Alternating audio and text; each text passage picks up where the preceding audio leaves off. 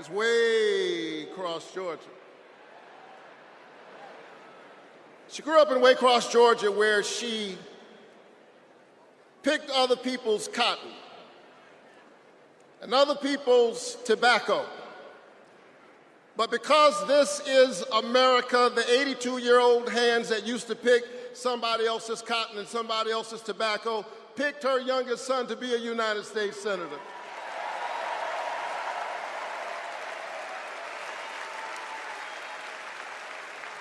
This is my America. Thank you, Mom. Thank you, Georgia. Thank you, America, for raising your voice and using your vote. A vote is a kind of prayer for the world we desire for ourselves and for our children, and our prayers are stronger when we pray together. And so together we flipped the Senate, held the House, and we sent Joe Biden and Kamala Harris to the White House.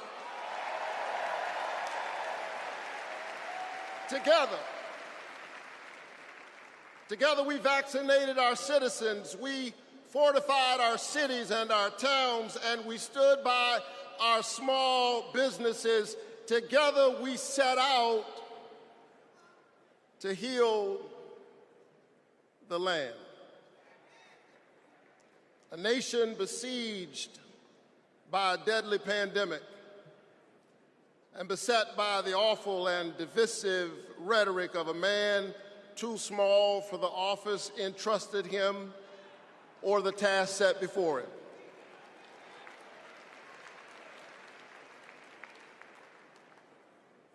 The day after my January 5th election, he instigated an insurrection, a violent assault on our nation's capital and the peaceful transfer of power, all driven by the big lie. But behind the big lie was an even bigger lie. It is the lie that this increasingly diverse American electorate does not get to determine the future of the country. The lie and the logic of January 6th is a sickness. It is a kind of cancer that then metastasized into dozens of voter suppression laws all across our country. And we must be vigilant tonight because these anti-democratic forces are at work right now in Georgia and all across our country. And the question is, who will heal the land? And so here we are, America. Are you ready? Are you ready to stand up in this moral moment? Stand up for the best in the American covenant.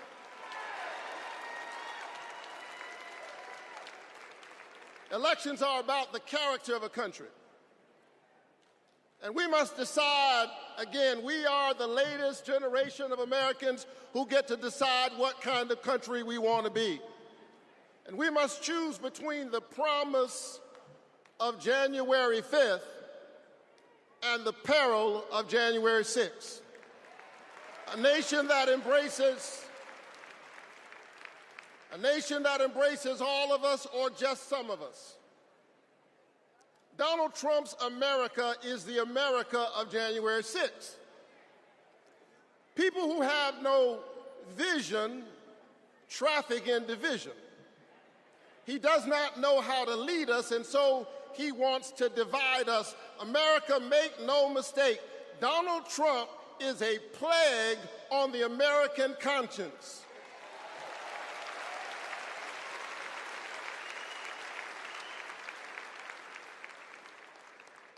He is a clear and present threat to the precious covenant we share with one another. And yes, I saw him holding the Bible and endorsing a Bible as if it needed his endorsement. He should try reading it.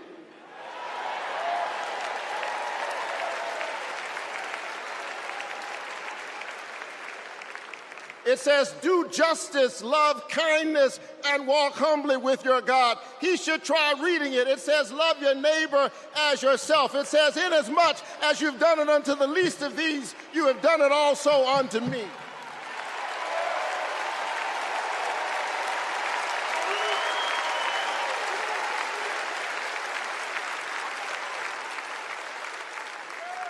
I choose the American covenant. E pluribus unum, out of many one. I choose January 5th. I choose a nation that provides a path for ordinary people and gives every child a chance.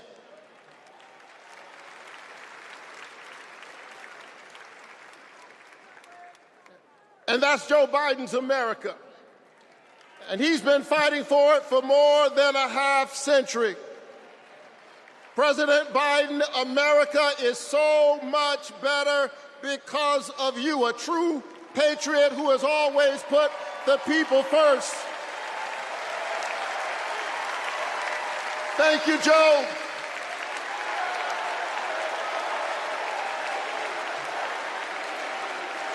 Thank you, Joe.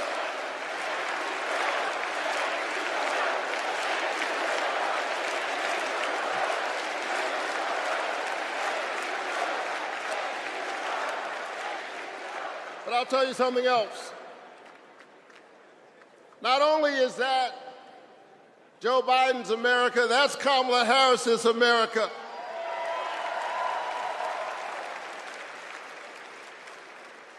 She was leading with Joe Biden when we expanded the child tax credit, cutting child poverty in America nearly in half. We ought to renew it. She cast a tie-breaking vote for my bill capping the cost of insulin to no more than $35 per month for seniors. We ought to extend it to everybody. Together we passed an infrastructure bill, bolstered American manufacturing and clean energy, an investment in the house that we all share together. And I've got news for you, we are just getting started. Are you ready to win this election?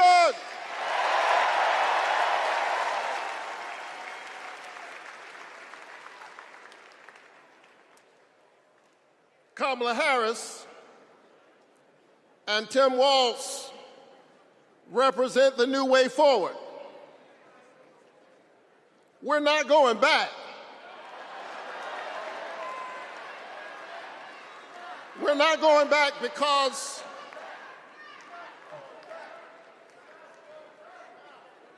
we are the United States of America. We always dream about the future. And so forward on women's reproductive rights, because we believe that a patient's room is too small and cramped a space for a woman, her doctor, and the United States government. That's too many people in the room.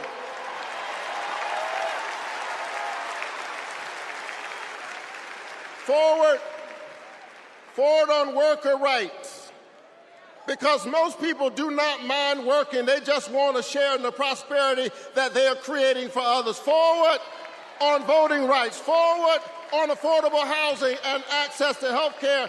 We are moving forward.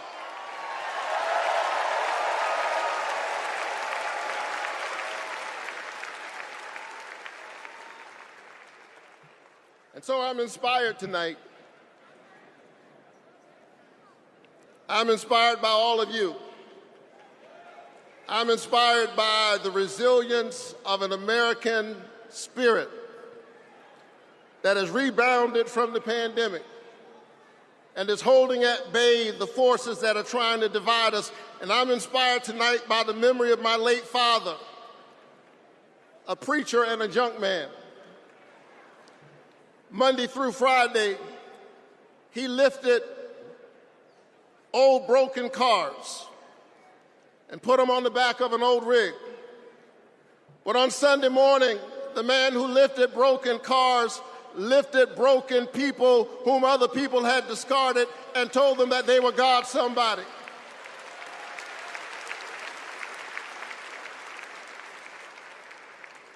My dad discovered strength in the broken places, a power made perfect in weakness.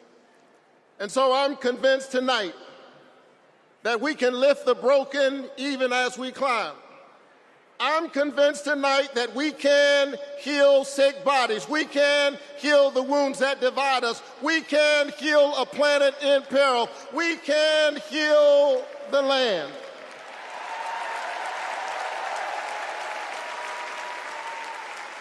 And in a strange way,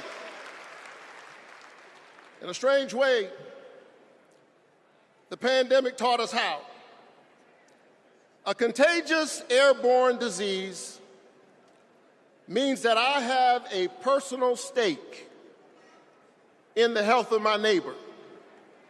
If she's sick, I may get sick also. Her health care is good for my health. I'm just trying to tell you that we are as close in our humanity as a cough.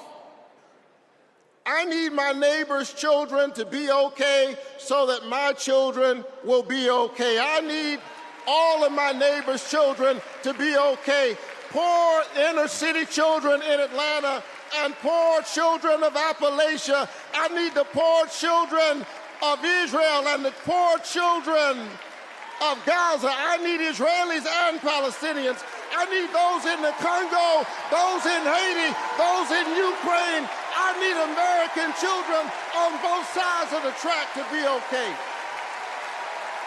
Because we are all God's children. And so let's stand together. Let's work together.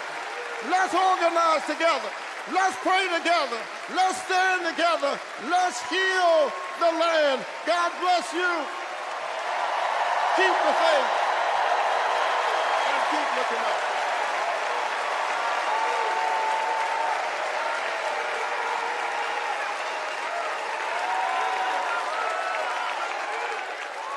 Please welcome Delaware Senator Chris Coons.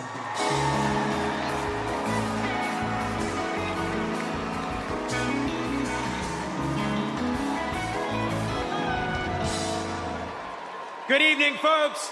Good evening, America. Good evening, Chicago. Are there any Democrats in the room tonight? Folks, we are on the verge of making history. We are on the verge of an historic election. And I want to talk with you for just a few minutes about my dear friend, our president, Joe Biden. Joe Biden's mom had a saying: "You are defined by your courage, and you are redeemed by your loyalty." 4 years ago, I had the honor of helping introduce Joe Biden to our national convention. I spoke about Joe's faith, his love of family, his determination to restore the soul of our nation. Back in 2020, America was nearly flat on our back from a deadly pandemic, an economic collapse, and then in January, an assault on our democracy. All of this, because the drama and chaos of our former president had knocked us down. But folks, Joe Biden's courage, Joe Biden's faith in us, Joe Biden's determination to heal the soul of our nation gave us hope and gave us confidence. Someone who has himself been knocked down by life time and again. Joe Biden knows the grit and determination of the American people. He believed in us, and Joe Biden helped us get back up again.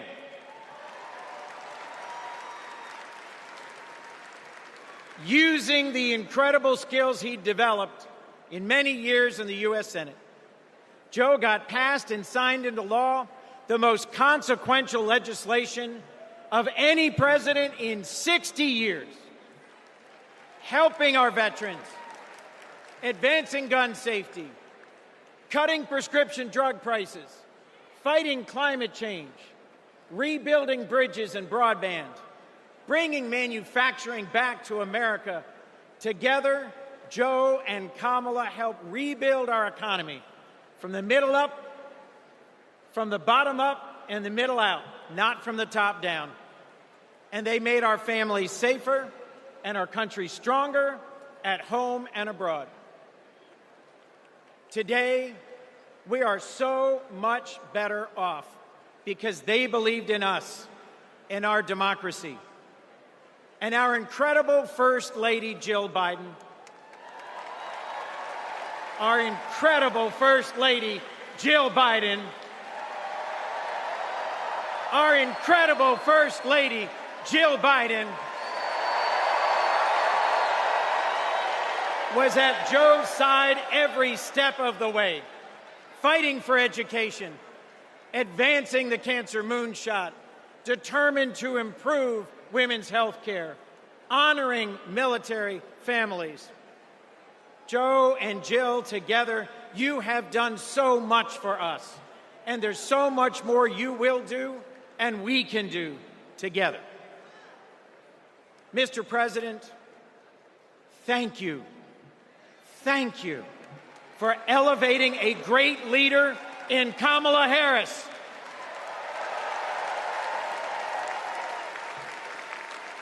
Vice President Harris, thank you for choosing a great running mate with a heart for the middle class like yours in Sergeant, Congressman, Coach, Governor Tim Walz.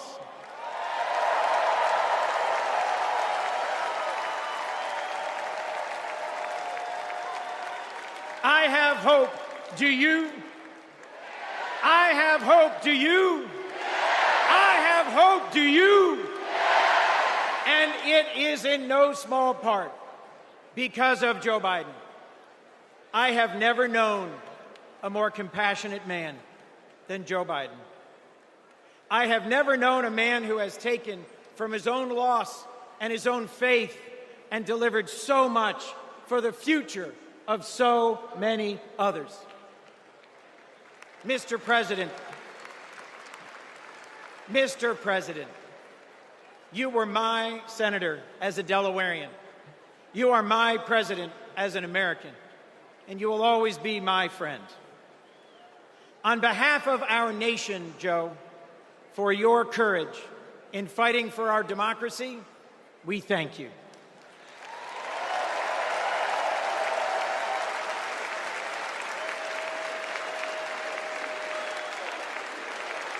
On behalf of our Democratic Party, for your loyalty in fighting for our democratic values, we thank you.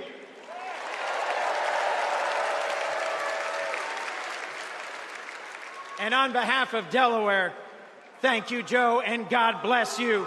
We love you. We love Joe. We love Joe. We love Joe. We love Joe.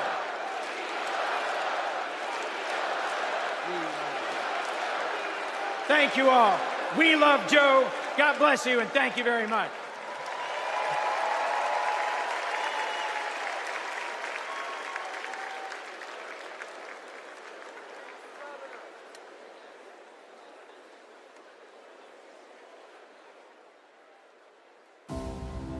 Hi, I'm Vivian Wierwille, and I'm a 4th grade student at Kristen McAuliffe. I've been bouncing around all week excited for this moment, and last night I could barely sleep. I remember the day that we heard that President Biden had won, and the whole neighborhood started celebrating. So when I heard you were coming, I really wanted to meet you. I adore you because you embrace change from my generation.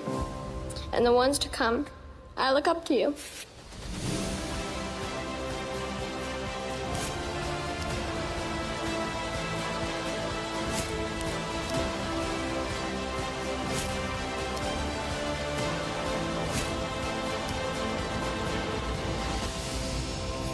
Now it is my honor to introduce our First Lady, Dr. Jill Biden.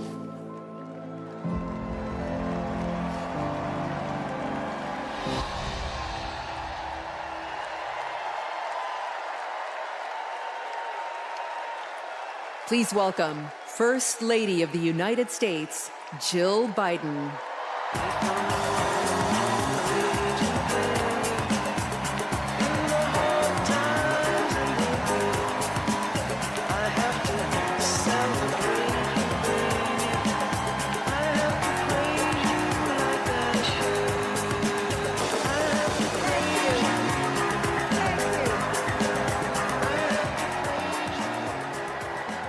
Thank you.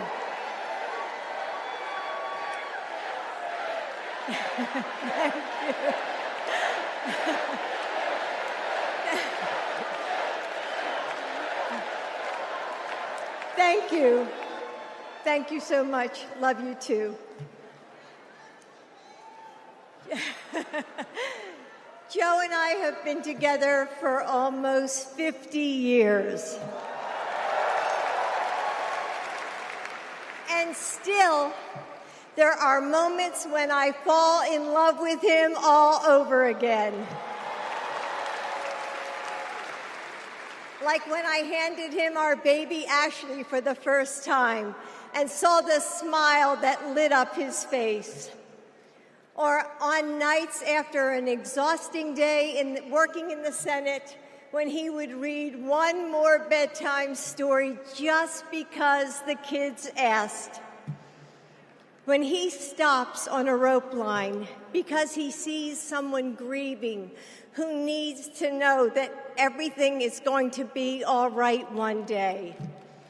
Or to encourage that child with a stutter to find the confidence she needs. Those moments when I'm reminded of all he's accomplished in the name of something bigger than himself. Receiving the Medal of Freedom with humility.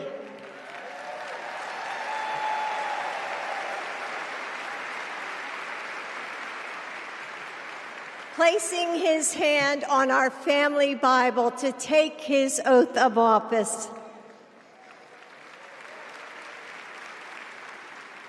And weeks ago, when I saw him dig deep into his soul and decide to no longer seek re-election and endorse Kamala Harris.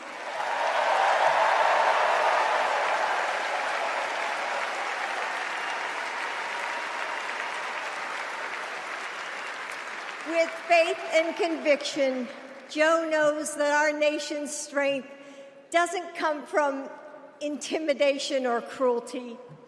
It comes from the small acts of kindness that heal deep wounds, from service to the communities that make us who we are, from love of a country that shines with promise and renewal. Kamala Harris knows that too.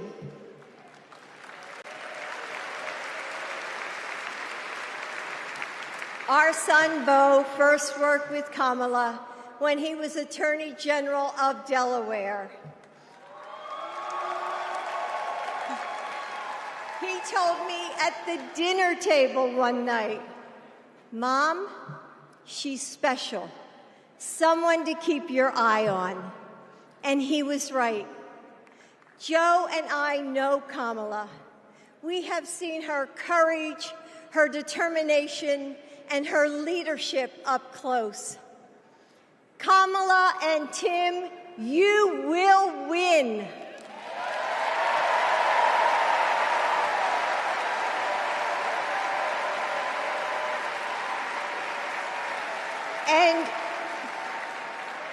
And you are inspiring a new generation. We are all a part of something bigger than ourselves, and we are stronger than we know. The future of our country is in the hands of those in this room and all of you watching at home. It's going to take all of us, and we can't afford to lose. with faith in each other, hope for a brighter future, and love for our country, we will fight and we will win together. Thank you. Thank you.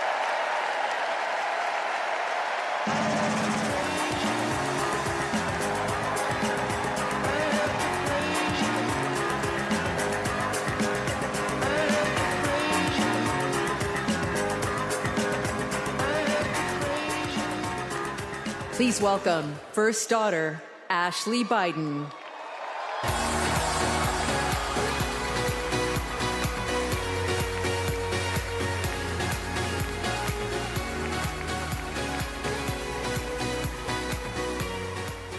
Good evening.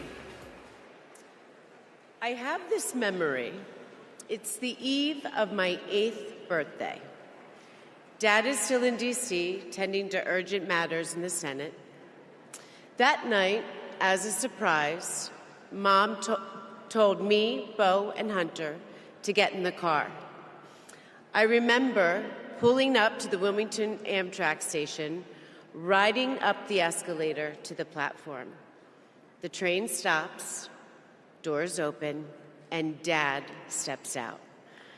As soon as I saw him, I run down that platform and jump into his arms. Like magic, Mom brought out a cake, they sang happy birthday, and I blew out the candles. Dad hugged me, and he said that he had to get back to work. He crossed to the southbound train, and off he went to D.C. That was a snapshot of one moment, of one day, on this extraordinary journey of being Joe Biden's daughter.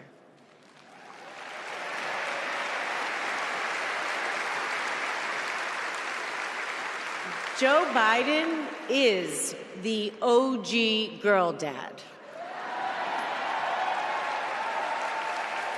He told me I could be anything and I could do anything. As a child, I would sit on the leather chair in his office doing my homework, and he would sit next to me doing his work, drafting the Violence Against Women Act.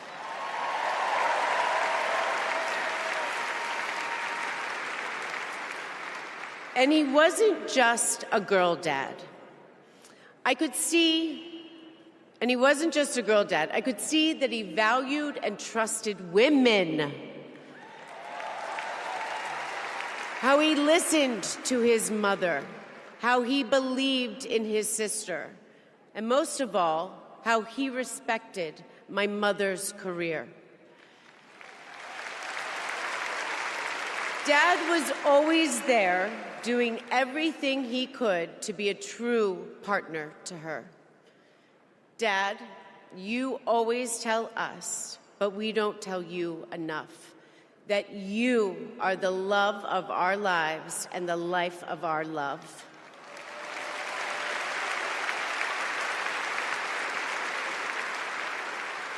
I had my wedding reception in my parents' backyard. At the time, my dad was vice president. But he was also that dad who literally set up the entire reception. He was riding around in his John Deere four-wheeler, fixing the place settings, arranging the plants, and by the way, he was very emotional.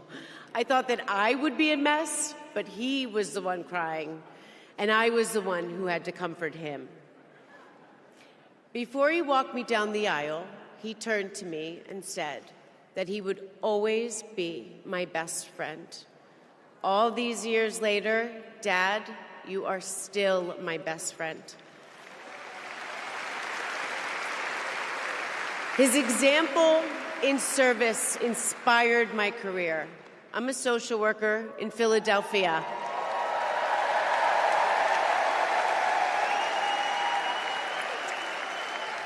I support formerly incarcerated women as they heal from past trauma and they reclaim their lives.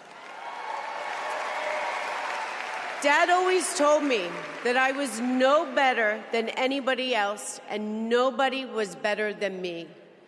He taught me that everyone deserves a fair shot and that we shouldn't leave anyone behind. That's what you learn from a fighter who has been underestimated his entire life. When I look at Dad, I see grace, strength, and humility. I see one of the most consequential leaders ever in history.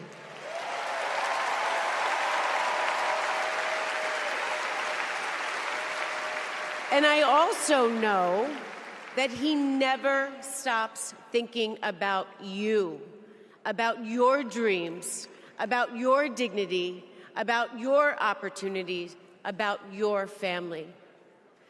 Dad knows that family is everything. When Hunter and I lost our brother Beau to cancer in 2015, the grief and the pain felt like it might never end. Dad had the capacity to step out of his own pain and absorb ours. And I know that Beau is here with us tonight, as he is always with us.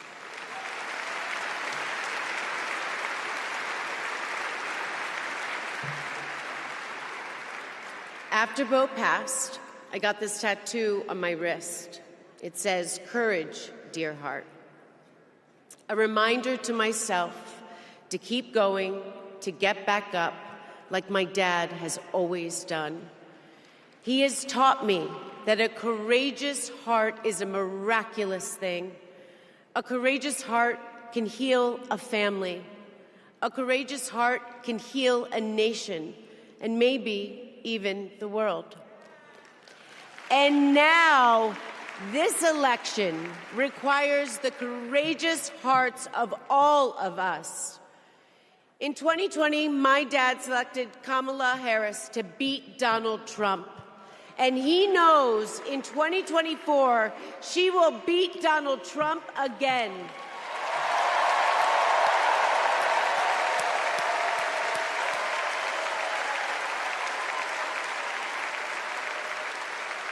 So tonight, I am asking you, if you stood with us in 2020, call upon your courageous heart. Stand with us today. Work harder than you have ever worked before in your life. This is the fight of our lifetime.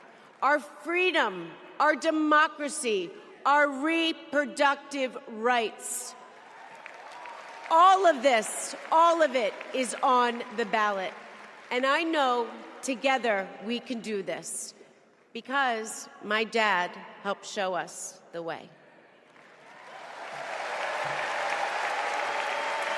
And now, I would like to introduce my father, your 46th President of the United States, Joe Biden.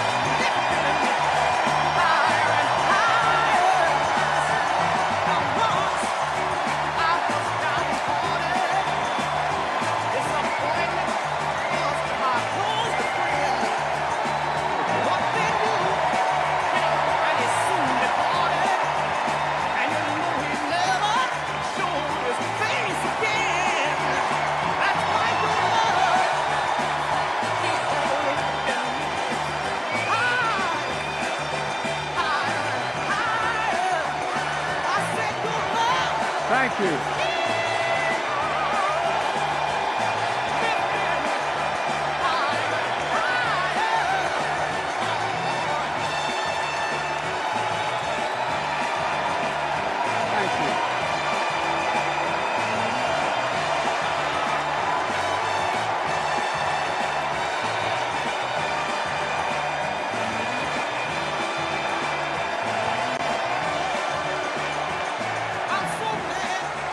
Thank you, thank you, thank you.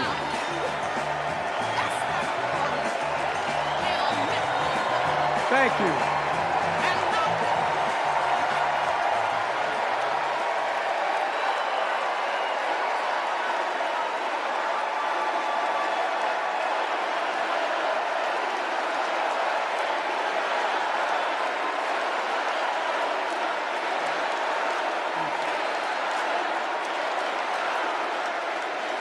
Thank you, thank you, thank you.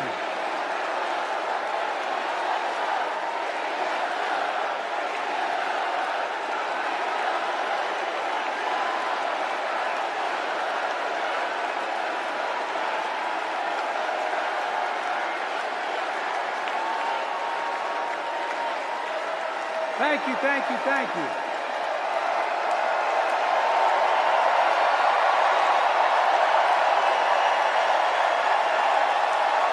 Thank you.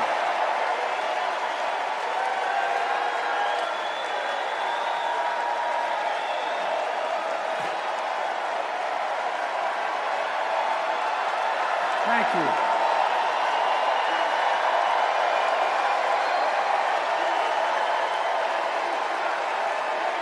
Thank you. I love you. Thank you.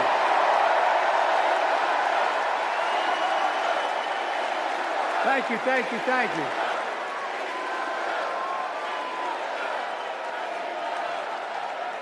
That was my daughter.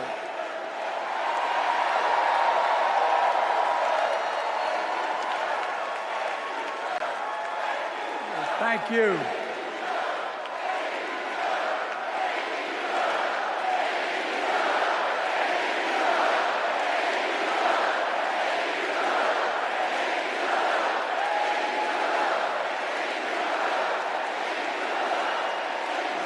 Thank you, thank you, thank you. Thank you. Thank you for so. I tell you what.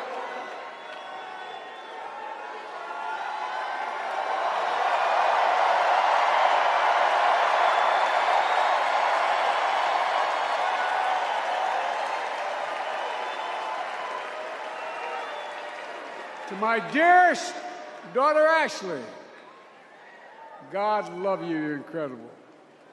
Thank you for that introduction and for being my courageous heart, along with Hunter and our entire family, and especially our rock, Jill.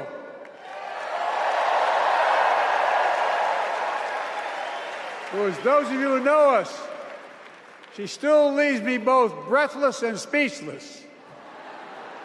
Everybody knows her. I love her more than she loves me. She walks down the stairs and I still get that going boom, boom, boom. Y'all will know me. No, I'm not kidding. Let's give a special round of applause to our First Lady, Jill Biden.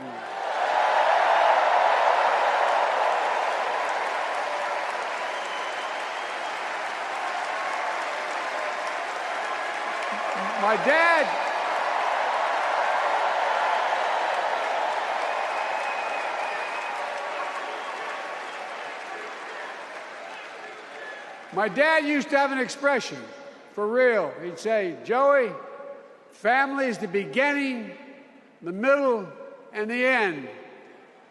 And I love you all. Folks. And America, I love you.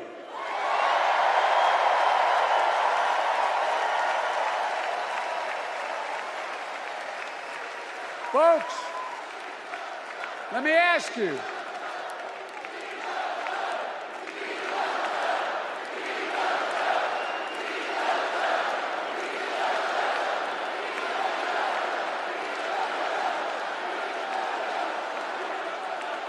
Let me ask you. Are you ready to vote for freedom?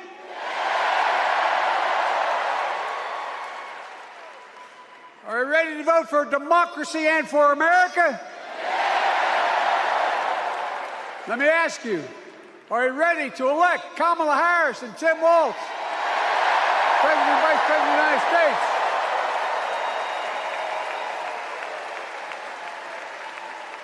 My fellow Democrats, my fellow Americans, nearly 4 years ago, in winter, on the steps of the Capitol, on a cold January day, I raised my right hand and I swore an oath to you and to God to preserve, protect, and defend the Constitution and to faithfully execute the office of the President of the United States.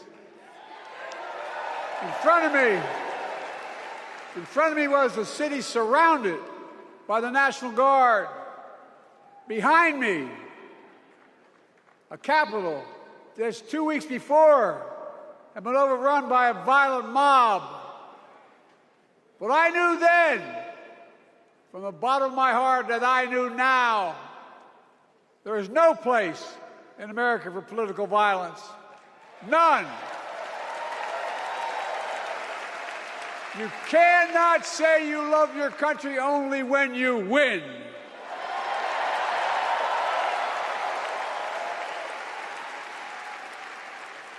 In that moment, I wasn't looking to the past. I was looking to the future. I spoke of the work at hand, the moment we had to meet. It was, as I told you then, a winter of peril and possibility. Of peril and possibility. We're in the grip of a once-in-a-century pandemic, historic joblessness, a call for racial justice long overdue, clear and present threats to our very democracy. Thank you.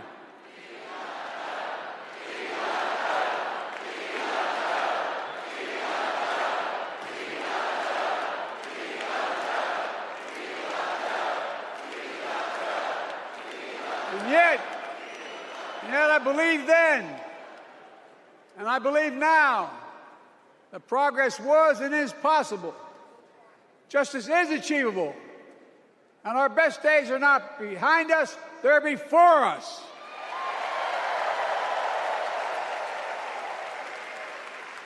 Now it's summer. The winter has passed.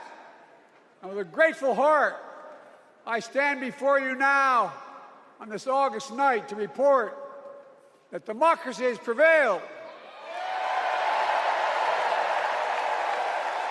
Democracy has delivered. And now democracy must be preserved.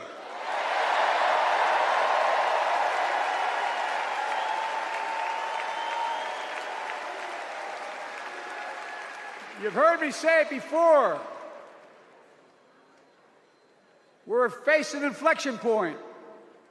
One of those rare moments in history when the decisions we make now will determine the fate of our nation and the world for decades to come. That's not hyperbole, I mean it literally. We're in a battle for the very soul of America. I ran for president in 2020 because of what I saw in Charlottesville in August of 2017. Extremists coming out of the woods, carrying torches, their veins bulging from their necks, carrying Nazi swastikas, and chanting the same exact anti-Semitic bile that was heard in Germany in the early 30s. Neo-Nazis, white supremacists, the Ku Klux Klan, so emboldened by a president then in the White House that they saw as an ally. They didn't even bother to wear their hoods. Hate was on the march in America. Old ghosts and new garments, stirring up the oldest divisions, stoking the oldest fears, giving oxygen to the oldest forces that they long sought to tear apart America. In the process, a young woman was killed. When I contacted her mother, I asked about what happened. She told me. When the president was asked what he thought had happened, Donald Trump said, and I quote, There are very fine people on both sides. My God. That's what he said. That is what he said and what he meant. That's when I realized, had listened to the admonition of my dead son, I could not stay in the sidelines. So I ran.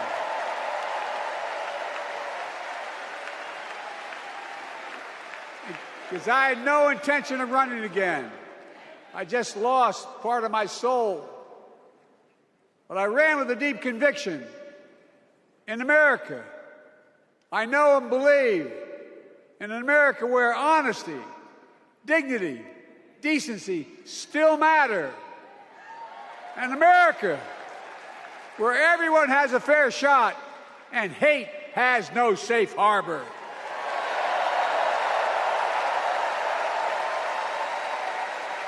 An America where the fundamental creed of this nation, that all of us are created equal, is still very much alive. And a broad coalition of Americans joined with me. 81 million voters voted for us, more than any time in all of history. Because of all of you in this room and others, we came together in 2020 to save democracy.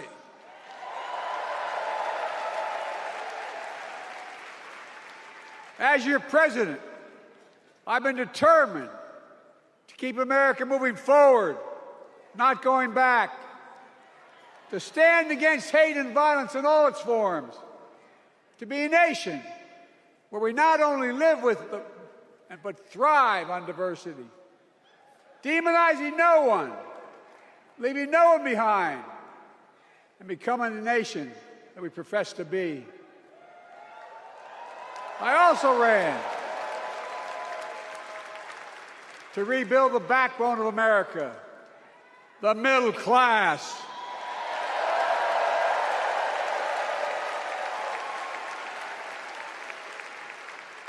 I made a commitment to you that I'd be a president for all Americans, whether you voted for me or not. We have done that. Studies show the major bills we have passed actually delivered more to red states than blue, because the job of the president is to deliver to all of America. And because of you, and I'm not exaggerating, because of you, we've had one of the most extraordinary 4 years of progress ever, period. When I say we, I mean Kamala and me. Just think about it. COVID no longer controls our lives. We've gone from economic crisis to the strongest economy in the entire world. Record 16 million new jobs. Record small business growth. Record high stock market. Record high 401ks. Wages up, and inflation down, way down, and continuing to go down.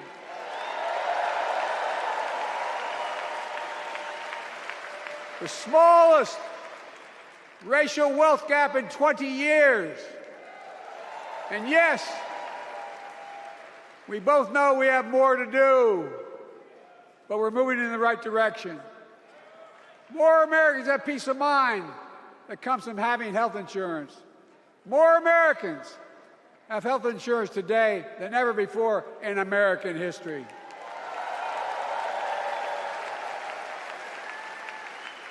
And after, as a young senator beginning to fight for 50 years to give Medicare the power to negotiate lower prescription drug prices, we finally beat Big Pharma.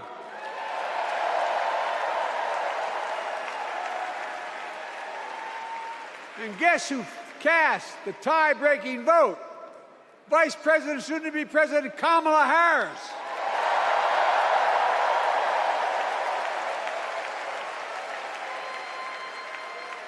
And now it's the law of the land.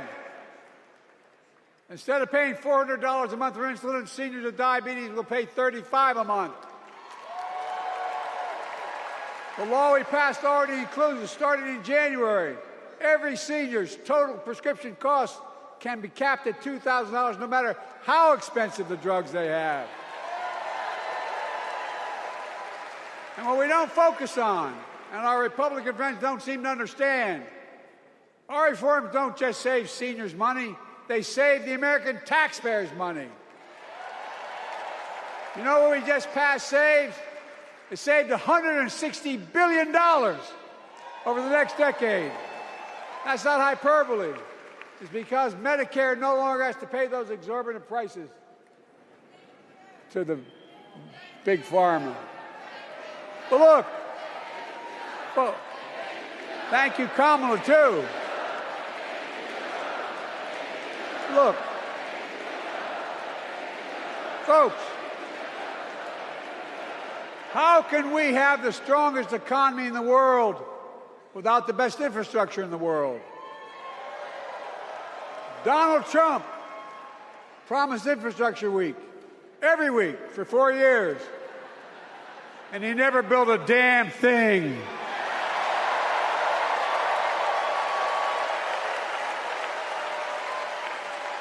But now, because of what Kamala and I have done, remember we were told we couldn't get it done. Remember when we came into office, we couldn't get anything passed?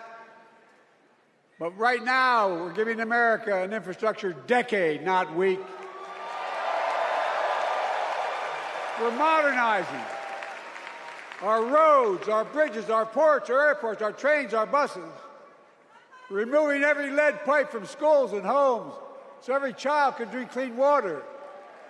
We're providing affordable high-speed internet for every American, no matter where they live, not unlike what Roosevelt did with electricity. And so much more. We are uniting the country. We're growing our economy. We're improving our quality of life. And we're building a better America.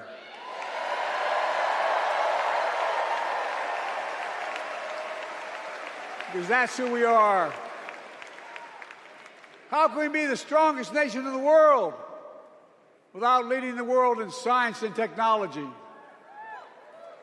After years of importing 90% of our semiconductor chips from abroad, which America invented those chips, our Chips and Science Act meant that private companies from around the world are now investing literally tens of billions of dollars to build new chip factories right here in America.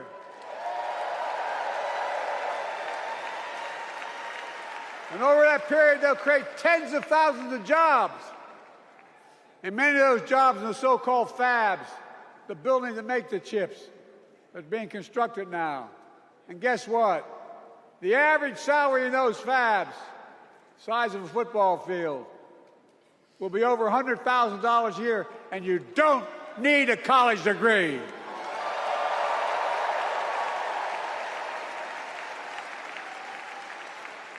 Because of you and so many electeds out there, American manufacturing is back. Where the hell to say we wouldn't lead the world in manufacturing? 800,000 new manufacturing jobs.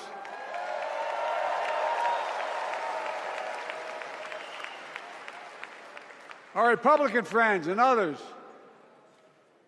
made sure they'd go abroad to get the cheapest labor. We used to import products and export jobs. Now we export American products and create American jobs right here in America, where jobs belong. With every new job, with every new factory, pride and hope is being brought back to communities throughout the country that were left behind. You know you're from them, many of you. You know what it's like when that factory closed, where your mother, your father, your grandmother, grandfather worked. And now you're back, providing once again, proving that Wall Street didn't build America, the middle class built America, and unions built the middle class.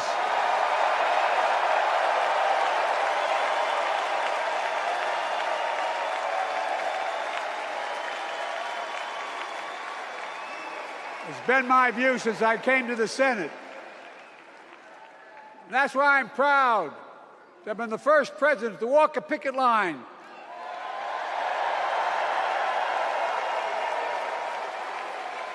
and be labeled the most pro-union president in history, and I accept it. It's a fact.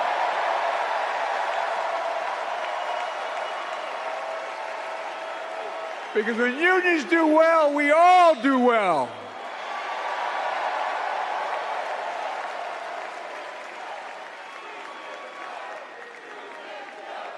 You got it, man. You got it.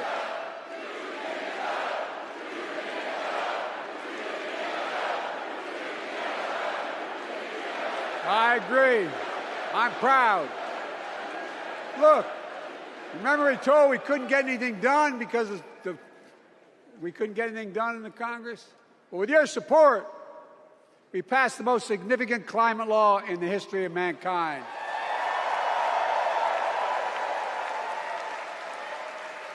Over $370 billion. Cutting carbon emissions in half by 2030. Launching a climate corps, similar to AmeriCorps and Peace Corps, creating tens of thousands of jobs for young people of the future who are going to make sure this continues. Creating hundreds of thousands of jobs in clean energy for American workers, including the IBEW installing 500,000 charging stations all across America.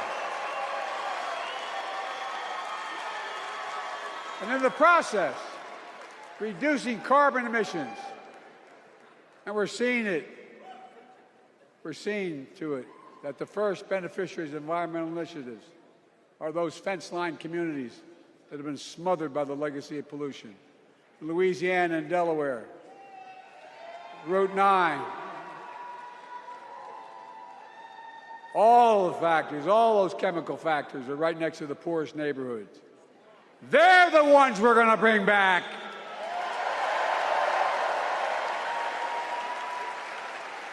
And how? How can we be the greatest nation in the world without the best education system in the world? Donald Trump and the Republican friends, they not only can't think, they can't read very well. Seriously, think about it. Look at their Project 2025. They want to do away with the Department of Education. Well, during the pandemic, Kamala and I helped states and cities get back their schools back open. And we gave public school teachers a raise.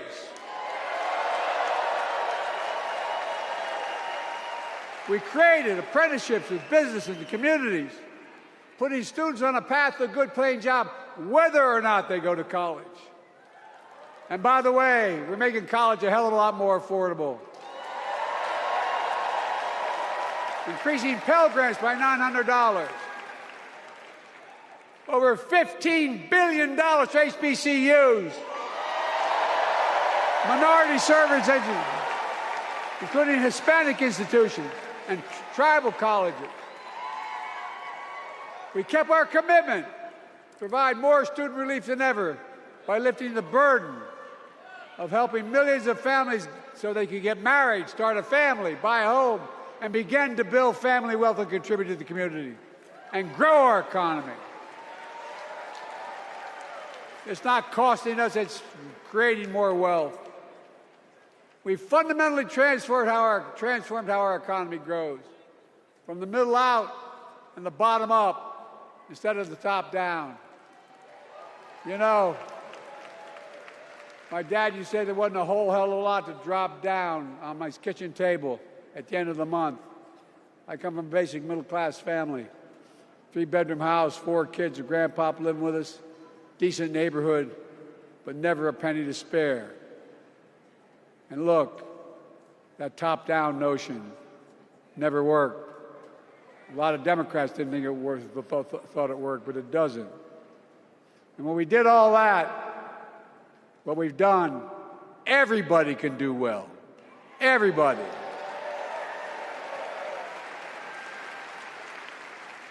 Donald Trump calls America a failing nation. No, I'm serious. But think about this. Think about this. He publicly says to the whole world, I'm going to say something outrageous, I know more foreign leaders by their first names and know them well than anybody alive, just because I'm so damn old. But I'm not joking. Think of the message he sends around the world when he talks about America being a failing nation. He says we're losing. He's the loser. He's dead wrong.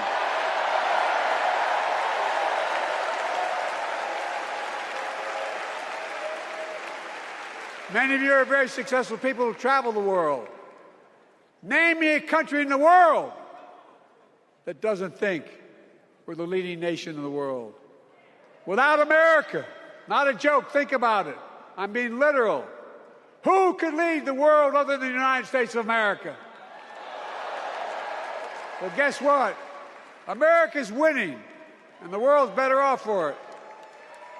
America's more prosperous, and Americans are safer today than under Donald Trump.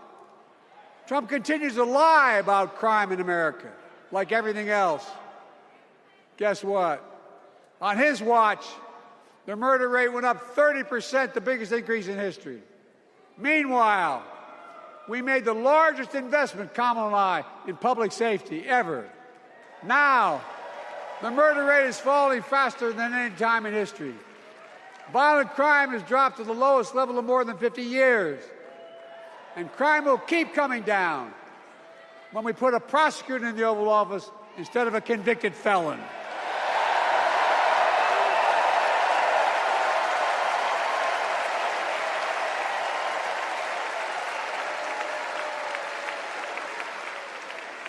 And folks, the distinguished senator from the C Senate from California and I passed the first ban on assault weapons.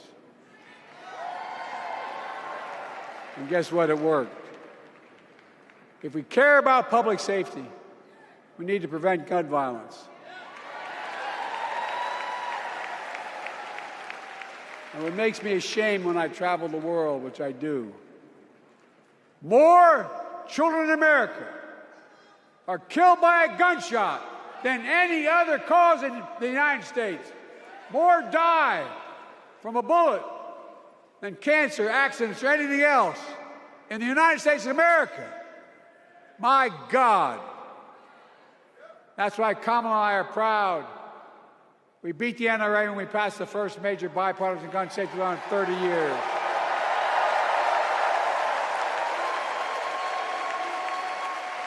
I'm serious. That comes from here. And now it's time to ban assault weapons again. And demand universal background checks.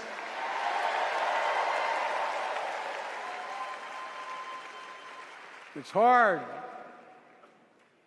I never thought I'd stand before a crowd of Democrats and refer to a president as a liar so many times. No, I'm not trying to be funny. It's sad. Trump continues to lie about the border. Here's what he won't tell you. Trump killed the strongest bipartisan border deal in the history of the United States that we negotiated with the Senate Republicans. It took 4 weeks. Once it passed, and never acknowledged the most expansive border change in American history, he called senators to say, don't support the bipartisan bill, because he said it would help me politically and hurt him politically. My God. No, I'm serious. Think about it. Not a joke. Ask even the press who doesn't like me. They'll tell you that's true. Typically, Trump, once again, putting himself first and America last. Then I had to take executive action. The result of the executive action I took, border encounters have dropped over 50%. In fact, there are fewer border crossings today than when Donald Trump left office. And unlike Trump, we will not demonize immigrants, saying they're the poison of blood of America, poison the blood of our country. Kamala and I are committed to strengthening legal immigration, including protecting dreamers and more.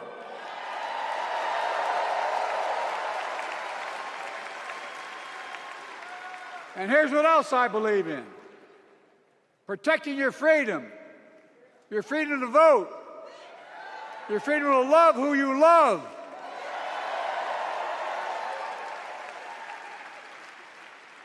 and your freedom to choose.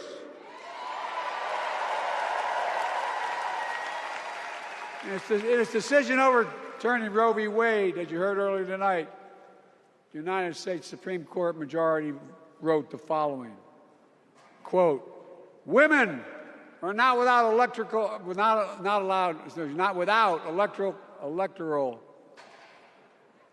or political power." No kidding. MAGA Republicans found out the power of women in 2022. And Donald Trump is going to find out the power of women in 2024. Watch.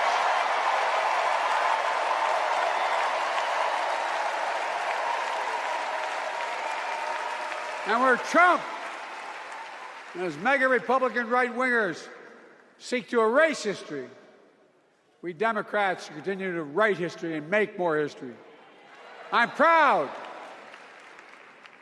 to have kept my commitment to appoint the first black woman in the United States Supreme Court.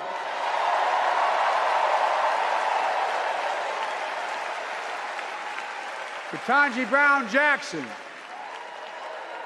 a symbol for every young woman in America that you can do anything. I'm proud that I've kept my commitment to have an administration that looks like America and that taps in to the full talent of our nation. The most diverse cabinet in history, including the first black woman of South Asian descent to serve as vice president, and will soon serve as the 47th president of the United States.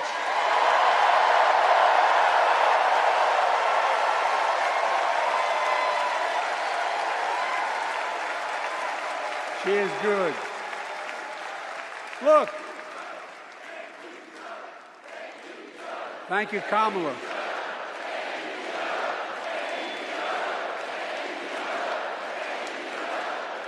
Folks, I've long said we have many obligations as a nation, but I got in trouble years ago for saying I'd make no apologies. We have only one truly sacred obligation: to prepare and equip those we send to war and care for them and their families when they come home and when they don't. That's why I'm so proud to have written and signed the PACT Act, one of the most significant laws ever, helping veterans and their families exposed to toxic materials like burn pits in Agent Orange. I was around during the Vietnam War. It's hard. Nobody was able to prove that their illness was a consequence of Agent Orange. And no one was able to prove initially that because they lived in burn pits like my son lived next to in Iraq for a year, that it was the cause of their illness. But because of the PACT Act, a surviving spouse with 2 children is now eligible for a stipend of about $3,000 a month. And those children who lost a parent are eligible for tuition benefits to go to college and to get job training. It's already helping over 1 million veterans and their families just so far. Well, I love them, and I'm so proud of my son's service. We get it. But guess who doesn't get it and doesn't respect our veterans? We know from his own chief of staff, the 4-star General John Kelly, that Trump, when in Europe, would not go to the grave sites in France. The brave service members who gave their lives to this country. He called them suckers and losers. Who in the hell does he think he is? Who does he think he is? There's no words for a person. They're not the words of a person not worthy of being commander-in-chief. Period. Not then, not now, and not ever. I mean that. I mean that from the bottom of my heart.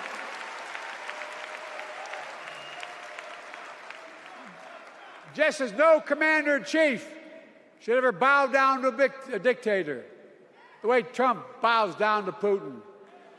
I never have, and I promise you, Kamala Harris will never do it. Will never bow down. When Trump left office, Europe and NATO was in tatters.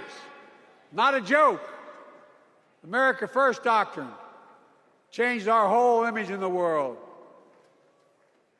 Well, they gave the hours, about 190 hours sum total, than my counterparts or heads of state in Europe, to strengthen NATO. We did.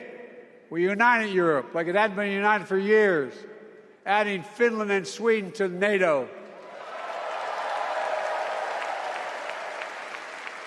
10 days before he died, Henry Kissinger called and said, not since Napoleon has Europe not looked over their shoulder at Russia with dread, until now. Until now. Well, guess what? Putin thought he'd take Kyiv in 3 days. 3 years later, Ukraine is still free.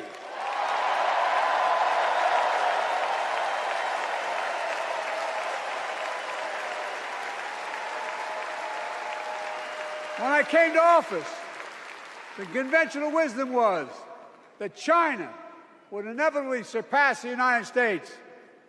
You haven't noticed. No one's saying that now.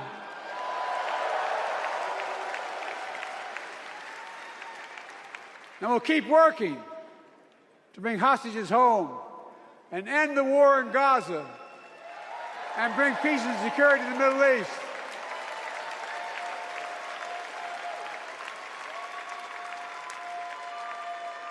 As you know, I wrote a peace treaty for Gaza. A few days ago, I put forward a proposal that brought us closer to doing that than we've done since October 7th.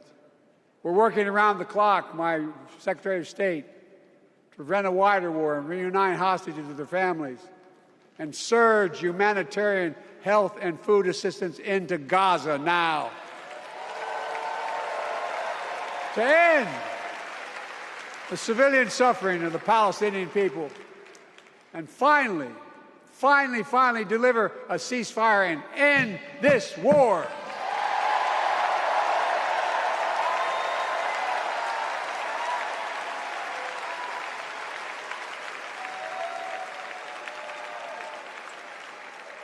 Those protesters out in the street, they have a point.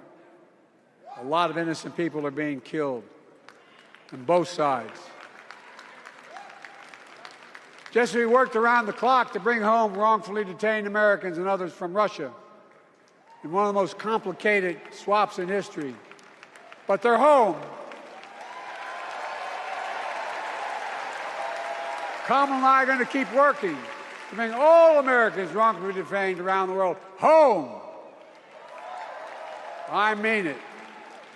Folks, I've got 5 months left in my presidency. I've got a lot to do. I intend to get it done.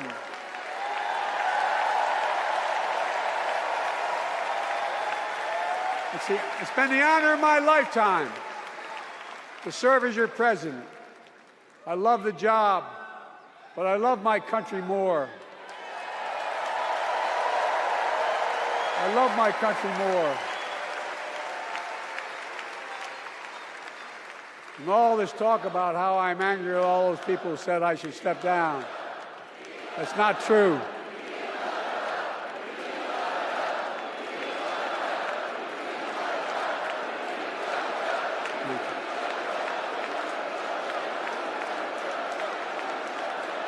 I love my country more, and we need to preserve our democracy. In 2024, we need you to vote. We need you to keep the Senate. We need you to win back the House of Representatives. And above all, we need you to beat Donald Trump.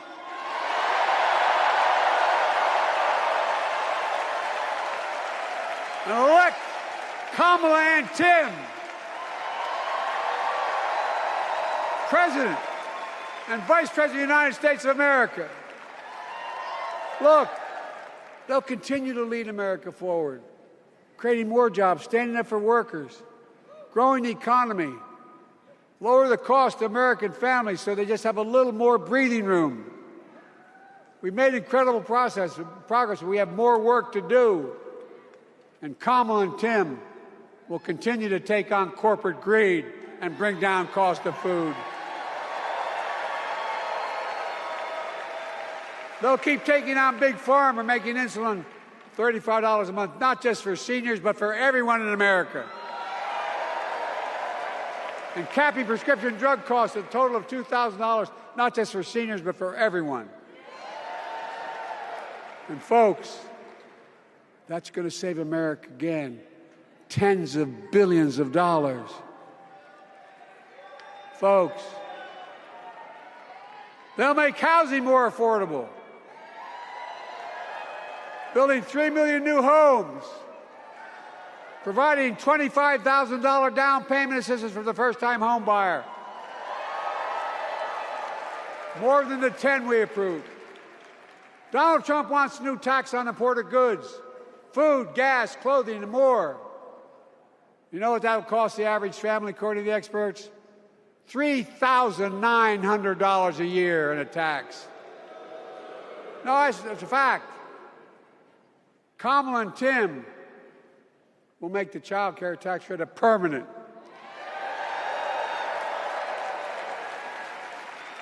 Lifting millions of children out of poverty and helping millions of families get ahead. But you know what Trump has? He created the largest debt any president had in 4 years with his $2 trillion tax cut for the wealthy. Well, Trump has a new plan. He wants to provide a $5 billion tax cut for corporations and the very wealthy. Read it. Put us further in debt. And folks, you know we have 1,000 billionaires in America. You know what their average tax rate they pay? 8.2%. If we just increase their taxes we proposed to 25%, which isn't the highest tax rate even, it would raise $500 billion new dollars over 10 years. They'd still be very wealthy. Look,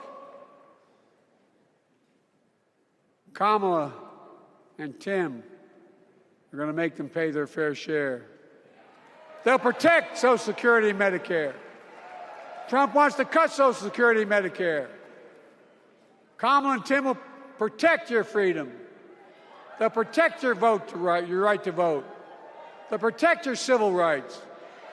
And you know Trump will do everything to ban abortion nationwide. Oh, he will. You know Kamala and Tim will do everything they possibly can. That's why you have to elect a Senate and a House to restore Roe v. Wade.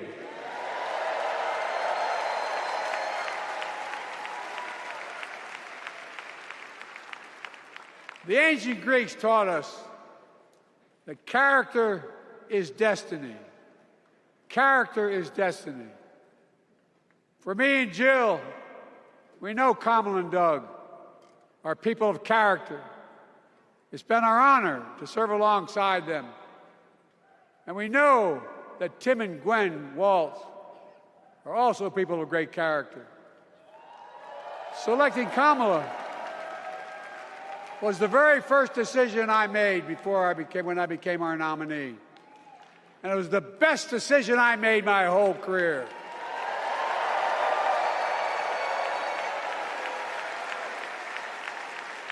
We've not only gotten to know each other, we've become close friends. She's tough, she's experienced, and she has enormous integrity, enormous integrity. Her story represents the best American story. And like many of our best presidents, she was also vice president. That's a joke.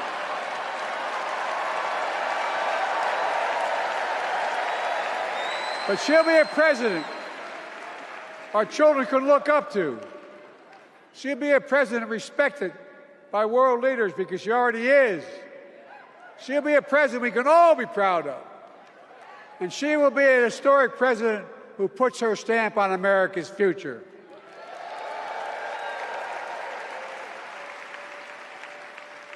This will be the first presidential election since January 6th. On that day, we almost lost everything about who we are as a country. And that threat, this is not hyperbole, that threat is still very much alive. Donald Trump says he will refuse to accept the election result if he loses again. Think about that. He means it. Think about that. He's promising a bloodbath if he loses, in his words. And that he'll be a dictator on day one, in his own words. By the way, this sucker means it. No, I'm not joking. Think about it.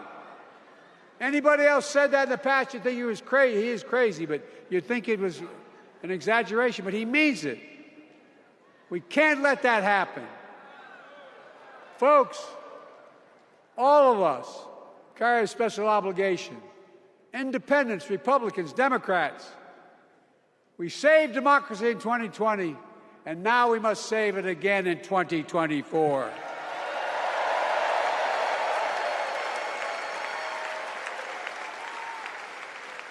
The vote of each of us cast this year will determine whether democracy and freedom will prevail. It's that simple. It's that serious. And the power is literally in your hands. History is in your hands. Not hyperbole. It's in your hands. America's future is in your hands. Let me close with this. Nowhere else in the world could a kid with a stutter and modest beginnings in Scranton, Pennsylvania, and Claymont, Delaware, grow up to sit behind the resolute desk in the Oval Office.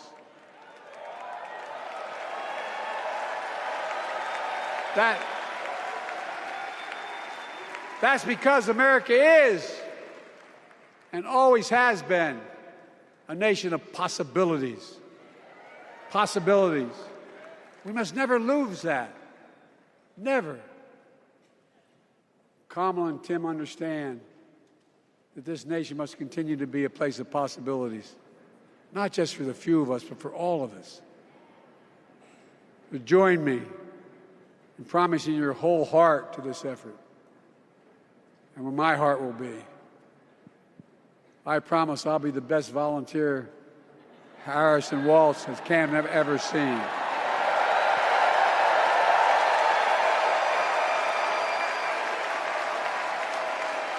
Each of us has a part in the American story.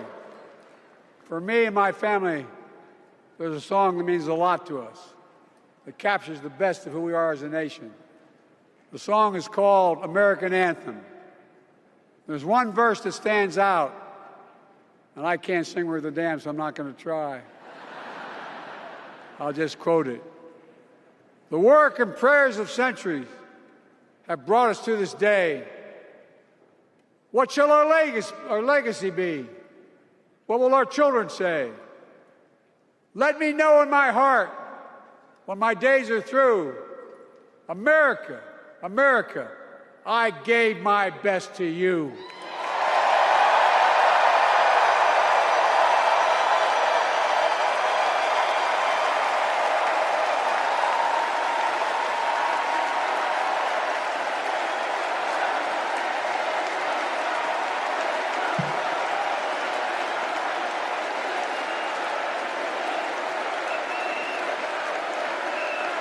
I made I've made a lot of mistakes in my career, but I gave my best to you.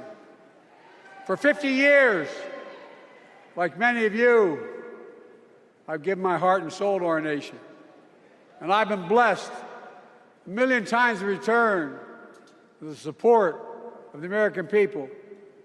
I've either been too young to be in the Senate because I wasn't 30 yet, and too old to stay as president. But I hope you know how grateful I am to all of you. I can honestly say, and I mean this from the bottom, give you my word as a Biden, I can honestly say I'm more optimistic about the future than I was when I was elected as a 29-year-old United States Senator. I mean it. Folks, we just have to remember who we are. We're the United States of America.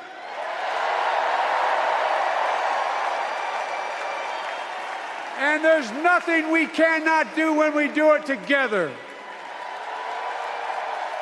God bless you all, and may God protect our troops. Thank you.